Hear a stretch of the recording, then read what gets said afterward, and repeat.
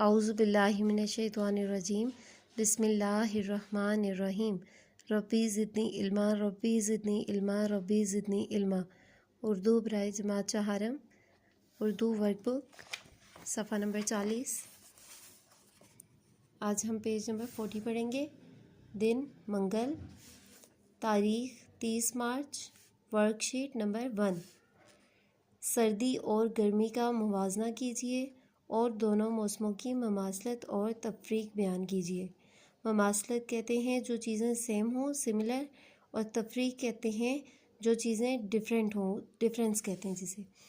सर्दी का मौसम, सर्दी के मौसम में तवील रातें होती हैं।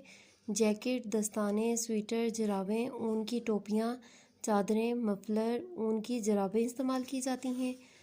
ठंडी हवाएं चलती हैं। खुश्क मेवाजात का ज़्यादा इस्तेमाल किया जाता है। गर्मी का मौसम, गर्मी के मौसम में तवील दिन होते हैं।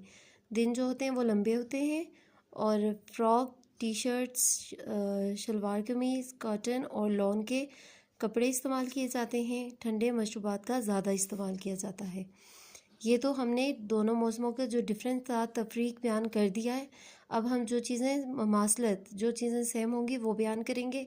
दोनों मौसमों की ममासलत बयान कीजिए। धूप, बारिश, बादल। धूप होती है दोनों मौसमों में, बारिश होती है और बादल छाए रहते हैं। ठीक है, उम्मीद है आप सबको समझ आ गई होगी। अल्लाह हाफिज़, जज़ाकल्लाह फ़ी अमानिल्लाह।